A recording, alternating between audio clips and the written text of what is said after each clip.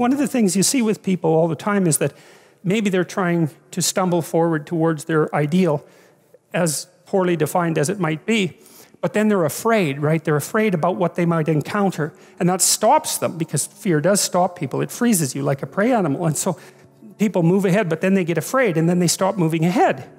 And that's not so good, because negative emotion is a really powerful motivator. So we're more motivated by negative emotion than positive emotion.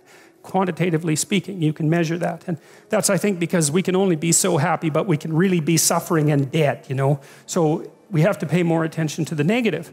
And that's bad, because the negative can stop you. And then in my clinical practice, you know, I often talk to people who are trying to make a difficult life decision, and they're weighing out the costs and the benefits of making the life decision, you know? And one of the things I always talk to them about is, wait a second, that's an incomplete analysis. You have to weigh out the benefits and the costs of doing this. And you have to weigh out the costs and benefits of not doing it. And that's not the same as the zero that you assume that you're starting with, right? Because to not make a decision, it also has a cost. And sometimes the cost of not making a decision is far worse than the cost of making a decision, even if the decision is risky. And so one of the things you can derive from that, and this is very useful, I think, is that this is also, I think, why it's so useful to contemplate your mortality, so to speak, is you're screwed no matter what you do. You know, and that actually frees you, is that you have path A that has catastrophes and you have path B that has catastrophes, and you don't get to have the no catastrophe path, but you get to pick which one. And that's really something, because if you know that there's terrible risk associated with everything that you do and don't do, then you can afford to take some risks, because you're not, you know, and this is all within the arc metaphor. I'm still making the case that despite the fact that your life is essentially catastrophic, you can make a covenant with the highest ideal, and that will take you through it the best way possible. I'm still making that case. So then you think, okay, well, I'm trying to make this decision. I'm going to go try to do something difficult, and isn't that terrifying? And then you think, yeah, but wait a minute. What's really terrifying is not doing it.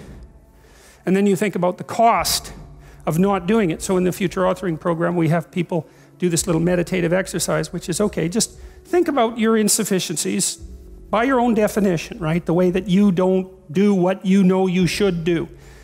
About the things that you do that you shouldn't do, that you know you shouldn't do beyond a shadow of a doubt, right? There's some things like that. That's bad habits and poor aim and all of the resentment and hatred and aggression and unresolved conflicts and all those things that are dementing you and warping you, and then think, okay, those things get the upper hand, man. They get the upper hand, and they take you the worst possible place you could go in the next 3 to 5 years. What exactly does that look like? And so you sketch all that out, and you think, hey, I don't want to go there. And so the next time that a temptation comes up, you think, well, it'd be a lot better for me if I didn't succumb to this temptation. It's like, that's kind of weak, eh? You'd look a little better if you didn't eat like a cheesecake a day or something like that.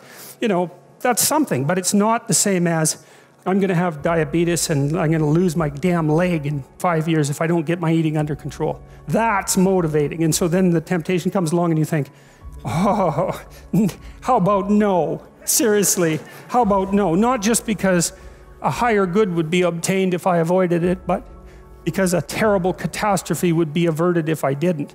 And so, well, so you want to get your fear behind you, right? You want to get it behind you where it's pushing you forward instead of in front of you where it's stopping you. And you get your fear behind you pushing you forward by actually thinking through the consequences of not putting your life together. And the least of those is that you waste it and suffer, right? Because you're going to suffer anyways, man. So you waste it and suffer. That's a bad deal. Because maybe if you're going to suffer, you could at least do something noble and glorious and upright and powerful and honorable and admirable and helpful and difficult. You know, that's just so much better, and maybe that's good enough so that you think, hey, you know, little suffering, it's basically worth it. At least it's a way forward, you know? At least it's a way forward.